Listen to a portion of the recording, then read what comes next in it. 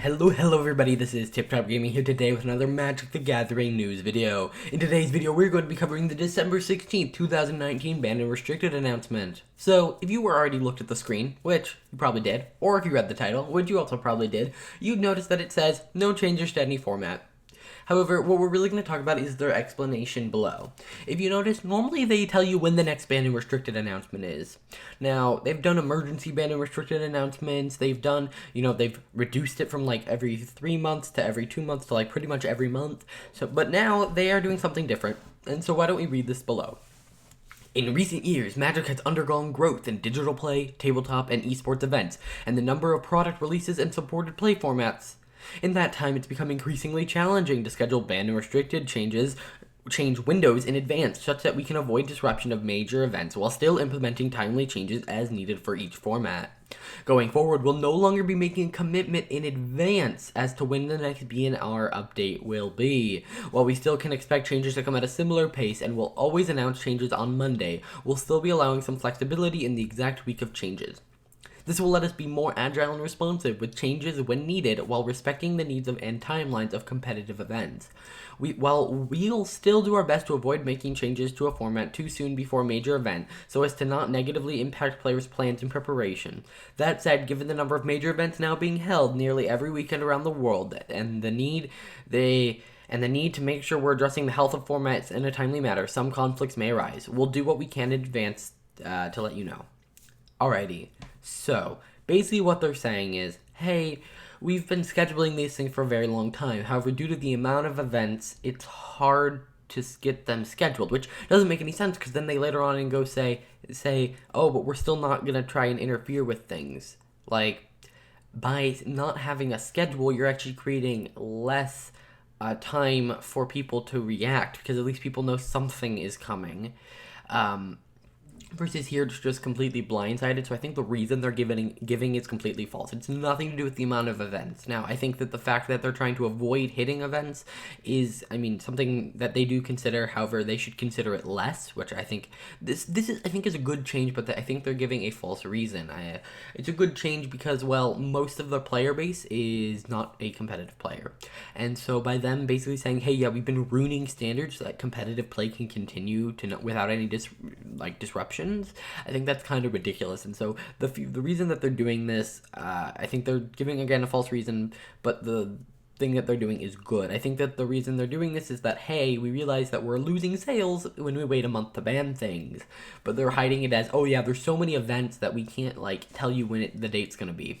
That's dumb. You're still saying that you're avoiding it. If you said, oh yeah, there's too many events, now we're not caring, there could be the Mythic Championship, and we're just going to ban something. That would make a little bit more sense. But here they go from saying, we have to be careful about when we schedule these things, and I guess it makes a shred of sense if you take it under the fact that, hey, we've been having to schedule these things so far out to avoid conflicts that we can't ban things, and so we're going to try and avoid doing it, but if an emergency pops up, we will ban it, even if it affects competitive play, which I think is a good mindset to have. As an example of what this helps us accomplish, consider the case that we had planned a B&R change window for the week before a Modern Grand Prix. Under the previous system, even if the metagame weren't healthy, we may have avoided making changes so that Modern was not disrupted with travel plans and preparation for the event. Now we'll be able to position that announcement earlier if urgent changes are needed, or shortly after the Grand Prix if we needed to collect more data before making the right change. So they're basically saying, hey, if something pops up, we can adjust when we're announcing things. So they're going to basically ban things at the same rate, but now they don't have to. There's nothing saying, hey, we have to wait a month. So I think that's probably really good. We've also learned that, yes, some players may be affected by having their planned deck change or no longer work shortly before an event, but we found another consideration to be more impactful.